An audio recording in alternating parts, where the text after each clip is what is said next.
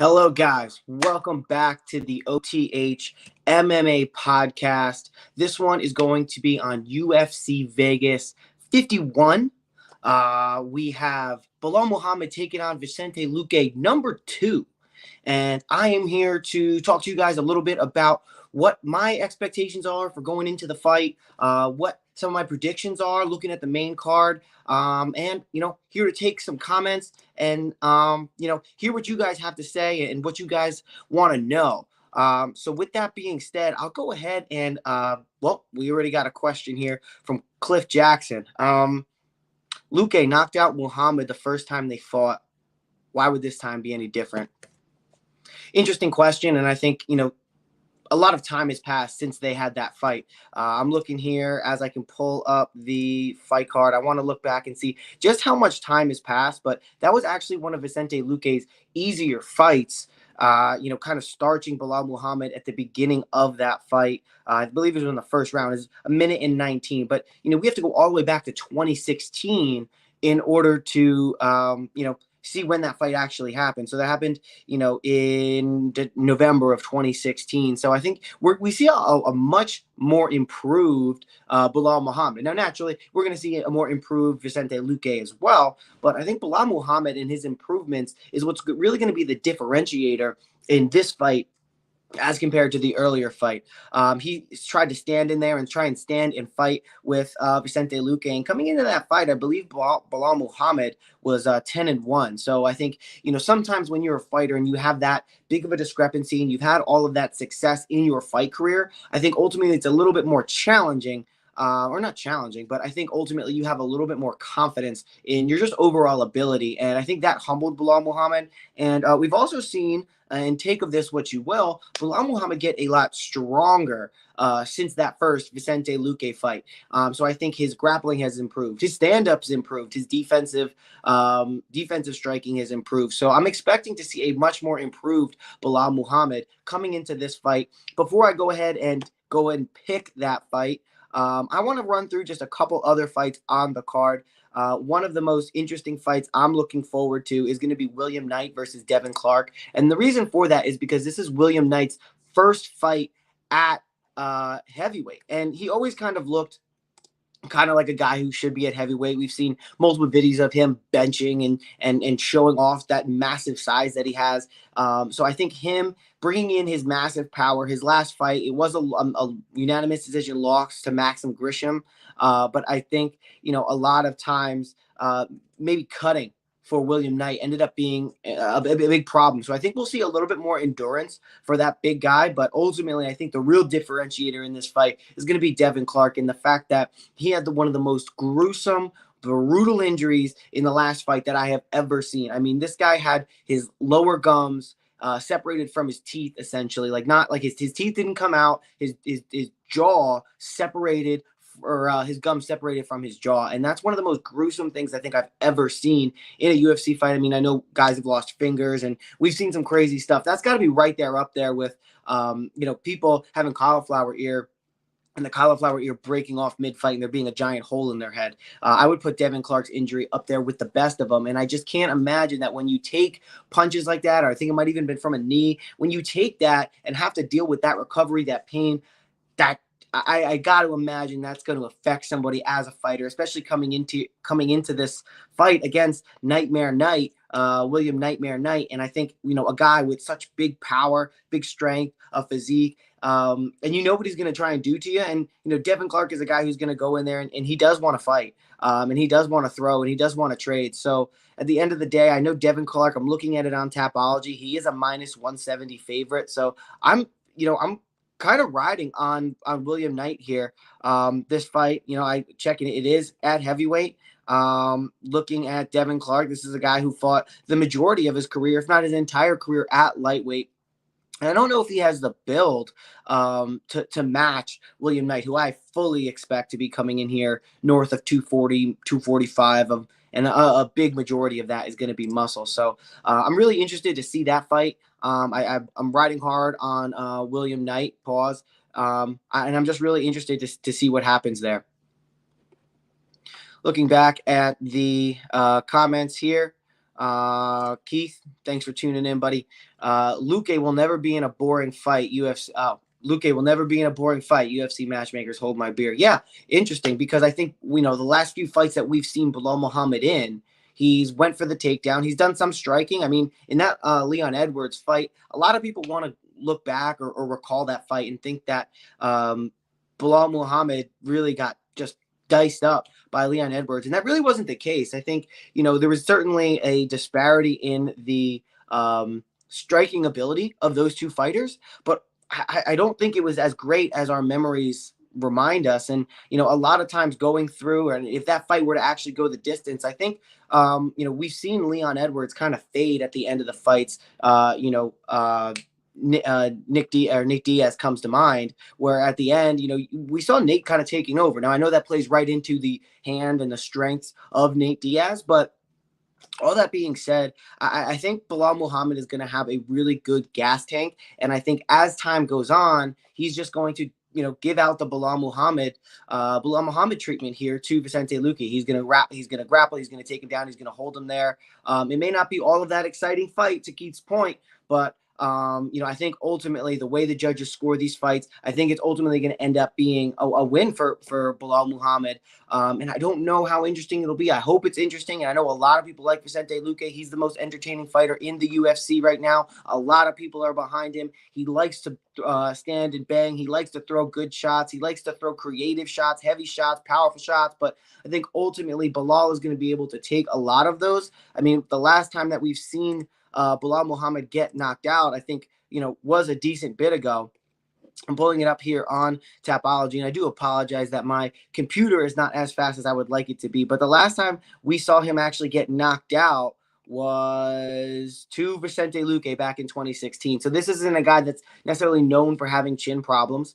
And I think he's going to come into this fight a little bit more conservative, a little bit more aware of who he is and who he's going up against, more importantly. And I think Belal Muhammad's going to take this one. I think he's going to move into the top 5. I think maybe after this, he can get a title elimination fight, potentially, one of the guys at the top of the division. Well, I guess it would have to be. But yeah, I think Vicente Luque, unfortunately, is going to end up losing this fight. And it's just a product of him being a really entertaining fighter and not fighting for entertainment, but, sometimes you can leave yourself open when, you are that big, powerful striker and you do have those highlight reel type KOs. I mean, I think, think about Conor McGregor and his stand-up style. And a lot of times I know Poirier knocked him out, but a lot of times the grappling and the wrestling was his downfall. Styles make fights, and we may not like it, but I think Belal Muhammad's here to stay. And I think he's, definitely going to be atop this division soon. Cliff Jackson, will Drakkar Klose's injuries after Jeremy Stephens push affect him this fight? Yeah, that's interesting, because I've seen a lot of articles where Drakkar Klose is talking about, where his spine's not right, and, he got pushed, he was doing a weight cut, and then his arm went numb. He woke up the next morning, he couldn't open his eyes. I think that's, something that, well, here's the other thing. What degree of that story is truthful, and what degree of that is gamesmanship? Is he putting all of that out there to try and, almost lull his opponent to sleep here and make his opponent think that he's going to go in there and have a much easier night than previously expected? I don't know. It's really hard to kind of see through it. And I don't know if Brendan Jenkins is putting too much emphasis on, that neck injury, that spine injury that Drakkar Klose has. I know if I was a fighter, I wouldn't. You never want to go in there and expect something and then something else happen. I think he's going to go in there and try to fight his own fight, but it'll be interesting to see how truthful that story ends up being and lend itself to Drakkar Klose's ultimate, performance here tonight. So, or not tonight. Today's Thursday. This fight's on Saturday. Come on, Tom. Either way, I don't know. That's going to be interesting. I mean, we haven't seen Drakkar Klose fight since then. It's been a year layoff. Having a neck and spine injury isn't really, breeding a lot of confidence or instilling a lot of confidence in us. But at the end of the day, we're only going to find out the extent of that fight when he fights this weekend. Anybody else have any questions? So for the time being, let's go on to the first fight of the main card. That's Munir Laziz against Ange Lusa. And this is a change. This was originally Munir Laziz against Alicio Zaleski. That was pulled, I think, on Monday or Tuesday. We have Wednesday was a step-in fight for Ange. And we haven't seen a lot of these step-in fighters, these fighters who are coming in on short notice. We haven't seen a lot of phenomenal performances by these guys. And, ultimately they can come out there and they can do well to a certain extent, but ultimately it's going to be, generally speaking, the guys who have been training, who know they're who know they have a fight coming up, who are usually getting the wins here. And I think Munir Laziz is just, even if they both of these guys had full camps, I think Munir Laziz is going to take it. So I don't see Ange having anything for Laziz to compete with kind of at this point, especially on short notice. Moving on, we have Pat Sabatini versus Tj Laramie. We have the age-old battle between a striker and a grappler. Not to say that Pat Sabatini can't strike, not to say that Tj Laramie can't grapple, but ultimately it's playing to these guys' strengths. This, I don't think, was the original matchup. I think there was a fallout on each side. I think Pat Sabatini was originally supposed to fight last weekend. So a lot of changing as that goes, but I think Pat Sabatini is going to have it. I think he's going to take it here. He's a product of one of the Gracie Jiu-Jitsus out there in Pennsylvania. I think he has a lot of star power, and I think the UFC is trying to match him up against somebody where he's going to have a pretty good battle against. And ultimately, I'm of the mindset that when you're looking at a striker versus a grappler, a lot of times it does end up going in favor of the grappler, especially when they have, an ability to strike, at least to some degree. It's not like we're talking about a grappler like Ben Askren, who has absolutely no striking ability whatsoever. Pat Sabatini can go in there. He does throw hard shots, but obviously we know what his strength is. This is a guy who has, really good grappling, really good jiu-jitsu. He's going to come in here as the bigger guy. Now I know Tj Laramie, the striker, and he's been coming, talking a lot of crap going into this fight, that this is, he's happy that he's an underdog. He wants to go in there and shock the world, and he's saying all the right things. Nicknamed the truth, but ultimately at 24 years old, I don't think he's going to have the experience to handle Pat Sabatini at this point. Coming in off a loss against Derek Minner via guillotine choke. I think that's definitely going to skew, have some sort of recency bias for a lot of people, being that, Pat Sabatini is the grappler. TJ, we just saw you, get submitted not too long ago. We're looking, a year and a half ago, you got submitted. So maybe in all of that time, he was working on his grappling defense. But, being a year and a half out of the cage, you're 24 years old, you should really realistically be fighting as often as possible when you're young and you have the ability and you're trying to soak it all up. So I'm not a huge fan of that from just a layoff perspective. And that was his first fight in the UFC. His first fight associated with the UFC was on Dana White's Contender Series, in which he won via doctor stoppage from a rib injury. The fighter that he fought, Daniel Swain, was saying that he wanted to stay in the fight, but the ref was coming up, touching his rib was moving, and it was just ultimately the right decision to call the fight. But I kind of preaching to the choir a little bit, choir of like two people, but I don't think that we're going to see Tj Laramie come out and shock the world the way that he's hoping. Guys, everyone who's tuning in, do me a favor, comment, let me know what you want to hear. What questions do you have? If you go ahead and, go down and give us a subscribe, OTH MMA. This is our MMA podcast. We're trying to get it off the ground here. We're really open to suggestions. What do you guys, the fans, what do you want to see? What do you want to have us talk about? Do you like pre-fight pick shows? Do you like post-fight rundowns? Do you like both? Do you want weigh-in things? Do you want UFC rumor analysis? Tell us what you want to see in the comments. Keith, who wins, McKee versus Pitbull 2? That's an interesting question. And,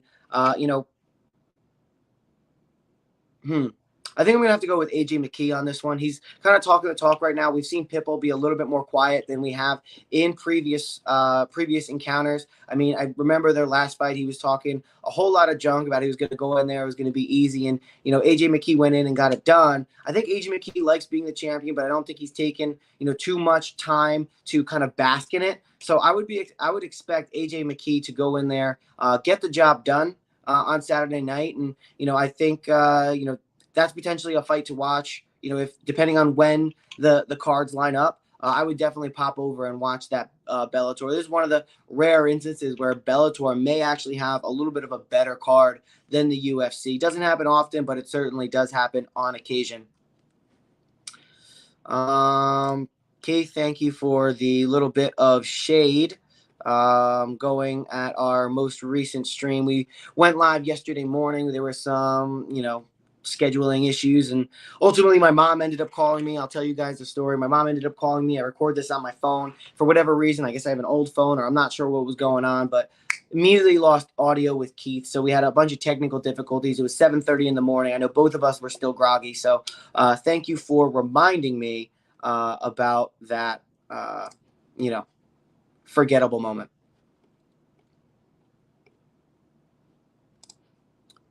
Chris Barnett, the most entertaining fighter on this card. Well, he's on a card with Vicente Luque, so, hard to give him that title. But, yeah, listen, Chris Barnett is definitely a very, very interesting fighter. Anytime you see a guy who's in the heavyweight division do a backflip after a spinning head kick knockout, I think you're definitely in contention for a top 5 most entertaining fighter. The problem is that was against Gian Valente, and Gian Valente, I believe, used to weigh much less than he came into that fight at, and it wasn't like Gian or Jean or however he chooses to pronounce his name at this point in his career. It wasn't like he came in and he was, overly, jacked and he looked in shape. I mean, I've seen plenty of school teachers that look like they were in much better shape than Gian Valente coming into that fight. And, if you go back and you watch it, yeah, it was impressive for a 5'8", 5'9", 240-pound guy to land a spinning head kick on a guy who's 6'2", 6'3". That, nothing to take away from that. But even Gian Valente, Chris Barnett got on the back and he was landing, big ground and pound from the back.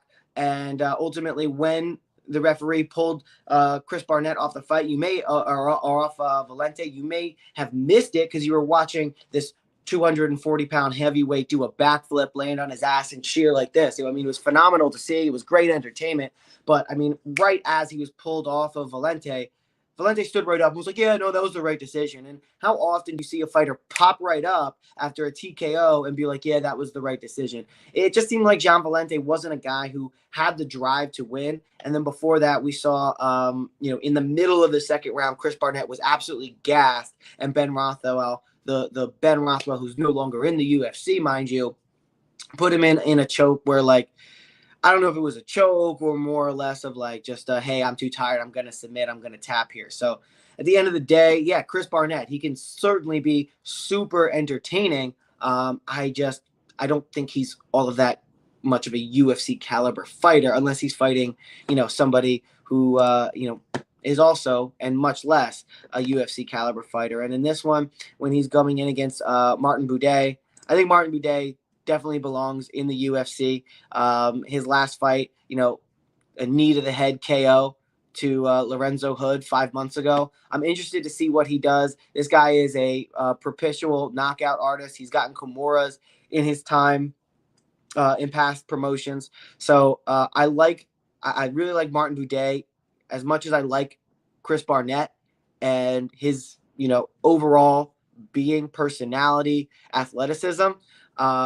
Beastie Boy, I think he used to go, I think he might have been Huggy Bear as well. I used to remember, I saw a picture of Chris Barnett in a Big Bear costume. So he's just an entertaining guy. He likes to have fun, but ultimately I don't think he's that much. I think basically he's like a diet Tai Tuivasa in a way that he's a really fun fighter, can get knockouts, but he's not that good.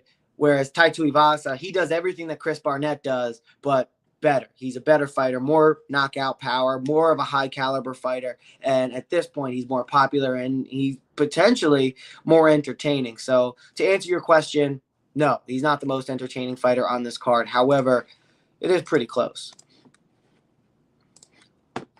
Now going up. What do you say we pop in some music here, guys? 1 second. Okay, some music to accompany my annoying voice. As we come in here, let's go up to the card. Let's go up to the main cards. We already talked William Knight and Devin Clark. We talked Baeza versus Luque. We talked Sabatini versus Laramie. It's time to talk about Mayra Bueno Silva versus Yanan Wu. And I believe we have a question about that. Who is Yanan Wu? Same few people in the chat, so I know we have a couple people watching. Go ahead and let me know what you're thinking, what you want me to talk to, what you want to ask, what you want me to answer. Who is Yanan Wu? Yanan Wu is a fighter who's been in the UFC. She takes a lot of time off in between fights.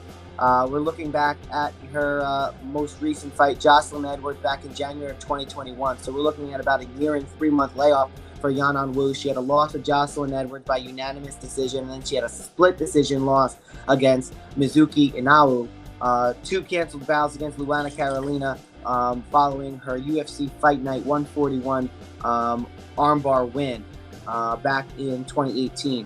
I think ultimately this is just a product of a really bad matchup for Yanan Wu. Yanan Wu, I don't think she is going to end up being a fighter that's at the top of the division for any length of time. And Mayra Bueno Silva, I think she can be. She has shown that she has good grappling ability. She most recently won a grappling. It was like in Submission Circus. If you haven't checked out Submission Circus, go check out Submission Circus. They do a lot of wild fights. Hence why it's called Circus. But her last UFC fight was against Manon Fiorot, and Manon Fiorot, we've seen her rocket to the top of the women's flyweight division. Sorry, guys, my brain blanked on me. After a long day at work, coming home doing this, sometimes the mind just spaces out on you. We've seen a draw to Montana De La Rosa, and then ultimately a loss to Manon Fiorot, but she had Manon Fiorot backing up, which is unfortunately for Mayra Bueno Silva, it kind of plays into Manon Fiorot's style. She kind of backs up, stays away, and ultimately plants and then throws. And we've seen Manon Fiorot to go on and do a lot of really, really good things in the UFC so far following this fight. She looks like someone who's definitely going to be a title contender. So a loss to her, I'm not taking too poorly. And we're looking at a fighter in Mayra Bueno Silva, a little bit of a mouthful, easy for you to say. We see a fighter in her who's got the ability to strike. She's from Shoot the Box. She has the ability to grapple and has put it, on display both in the UFC with a win over Mara Borriello via armbar in the first round, and like I said, in Submission Circus.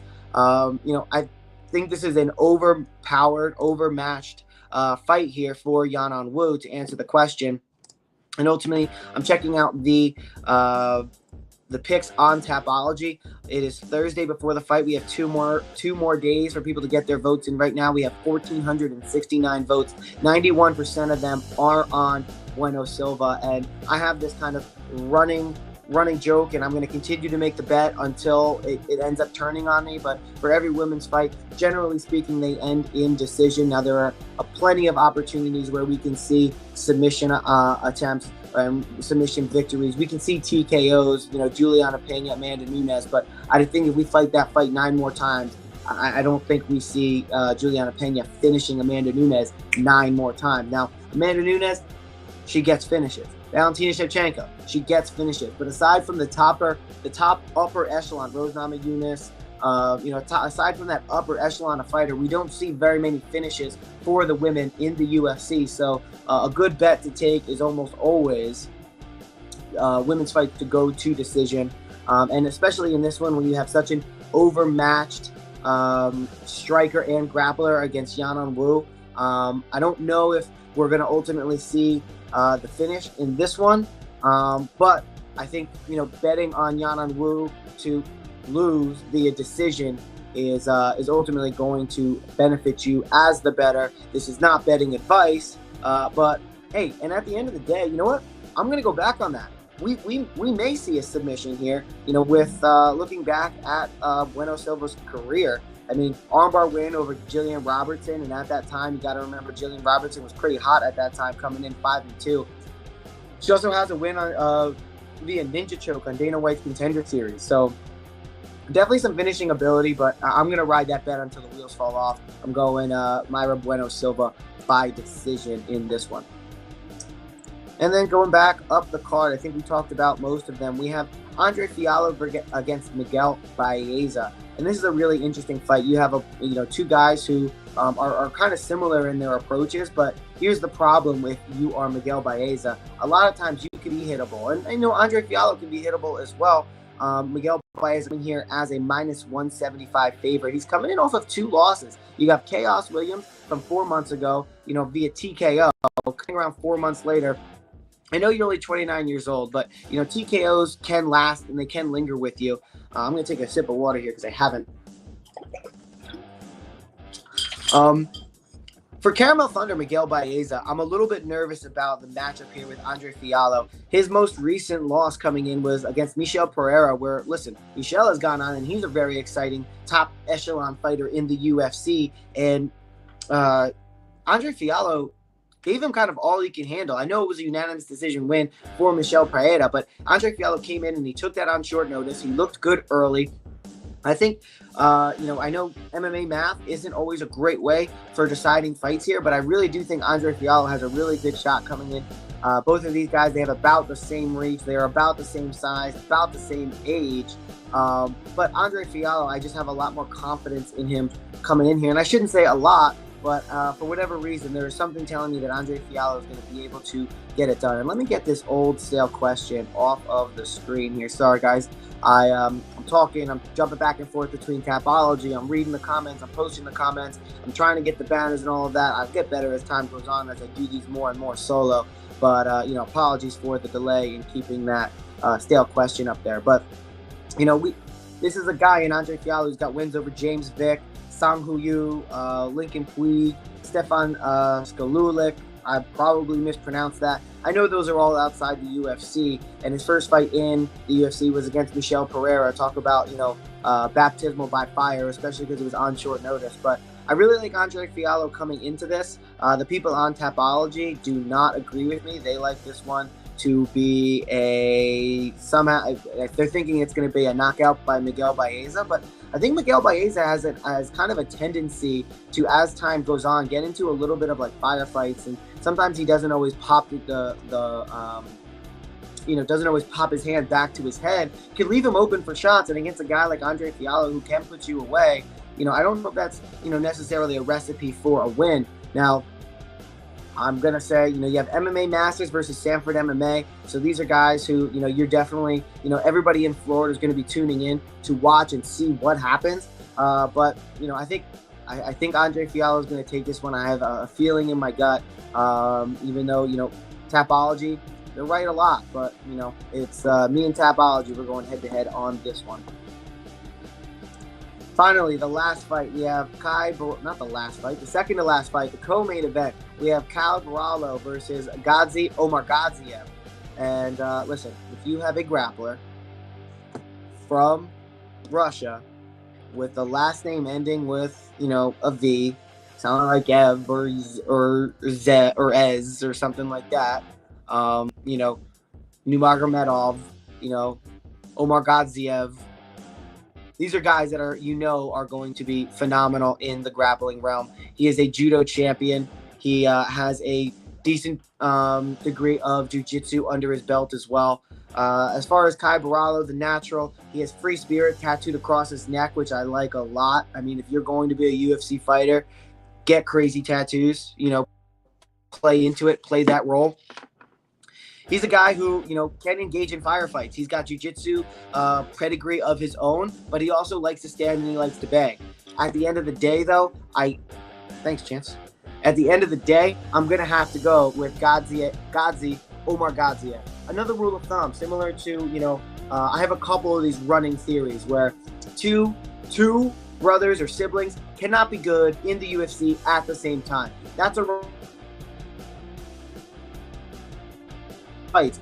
8, 9 out of 10 are going to end via decision. Depends on the fighter, but more often than not, it's going to end by decision. That hasn't led me wrong. We, hit 3 straight bets on that at UFC 273 last weekend. My other one, if you have a grappler and it ends in Ev, and he's from Russia, don't bet against him.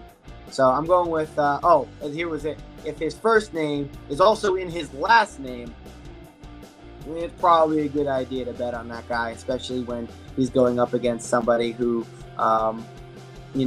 it doesn't have as much of a grappling pedigree quite as much as he does. Both of these guys, it's both of their first fights in the actual UFC. They're both coming off the Contender Series. For Kai Baralo, coming off the Contender Series, he had a KO, TKO, so a TKO, strikes from the top. He does like to get on top, but as far as Omar Gazia, when he gets on top, he flattens people out. He lands big strikes, and he's also a much bigger submission threat. We saw him with that submission knee bar over Jancy Silva about 5 months ago on Dana White's Contender Series. So this is a guy who even, has some pretty stiff competition coming into the UFC. It's not like he's fighting cans, on his way either. So looking at the people of Tapology, 71% of the 1,529 votes are going to be on the fighter with his first name inside of his last name, Omar Gaziev. 69% are going by decision. So with that being said, I like Kai Baralo. I think he's going to be an interesting fighter. I'm interested in what he's got, coming next down the pipe. But I think this is not the best matchup for him. But ultimately, I think this is going to be a pretty fun fight.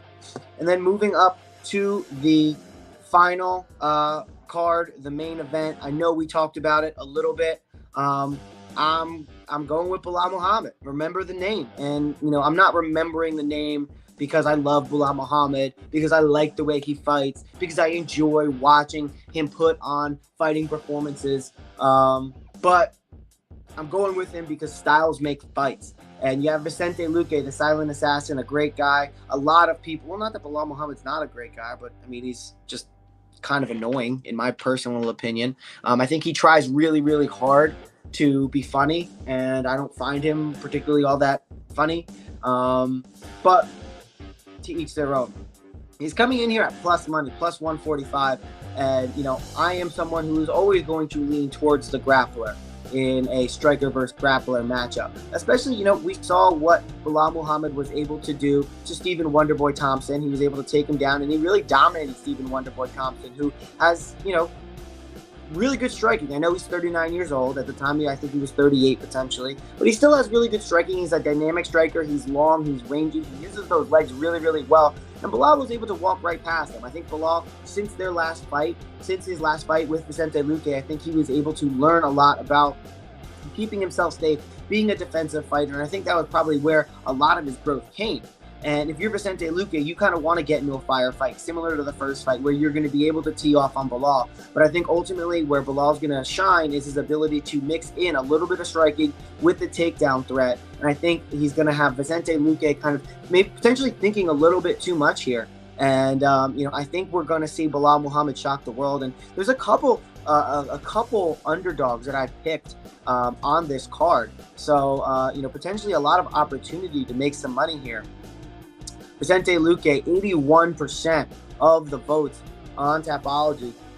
1,700 people have voted on this. 81% are going on Vicente Luque. Keep in mind, guys, and I hope I'm not jinxing myself, knock on wood, but I am 62-19 over the last, you do the math, is that 70, 81 fights, 81 picks? So keep that in mind. I'm not giving out betting advice, even though I kind of am. These are the picks that I'm taking. If you choose to follow me, fantastic. If you want to tail me and go with the people on Tapology, probably not a bad decision, but ultimately there can only be one winner of each fight. And, looking at the track record, I'm thinking, it might be safe to go with me at this point. Wow, how much of a nonchalant vote of confidence was that for myself? If you're not gonna promote for yourself, who's gonna promote for you? Hopefully you guys in the comments. So we got Belal Muhammad taking the win here in a boring ground and pound fight. I don't know if he finishes it. I think this would be a pretty. I think Volkanovski was the first finish we got in a main card in quite some time. Not main card. I keep saying that. I think Volkanovski had the first finish on a main event that we've had in quite some time. I think we revert back to the old trend of main events going to decision, and especially when a lot of these judges, they will give you credit for just being on top, even if you're a boring fighter. So I'm gonna have to go with Bilal Muhammad. I'd like, even though I love Stephen Wonderboy Thompson, he's one of my favorite fighters. I like Bilal Muhammad's performance against him from a pure strategy standpoint and ability standpoint. And then you look at, what Gilbert Burns and Stephen Wonderboy Thompson and their fight. We just saw Gilbert Burns have a great fight with Khamzat Chimaev where he gave Khamzat all he could handle. They're potentially talking about going on a 5-round fight maybe in the future. What does that mean about Khamzat and Colby? Like, is Khamzat running from Colby? Is Colby just not in a position to fight, so he's not pursuing it? I mean, what's going on there? I'd love to be a fly on the wall inside of those conversations. But, we saw Bilal Muhammad kind of decimate Stephen Wonderboy Thompson even more than Gilbert Burns when he fought Stephen Wonderboy Thompson. And I know, I'm kind of playing a little bit of the MMA math game, and that's not always the best move. But that being said, yeah, I think we have 2 different fighters, or at least one very different fighter from the original. So I'm going with Bilal Muhammad over Vicente Luque. Looking in the comments here. Make sure my mom doesn't call me. Thanks, Keith. Great job. Appreciate everybody tuning in. If nobody else has any questions, I'm going to go ahead and get out of here and enjoy the rest of my Thursday night. That being said, thanks guys for tuning in to the OTH MMA podcast. I think this is our 4th or our 5th, maybe even our 6th episode. The request remains the same. Like, comment, subscribe.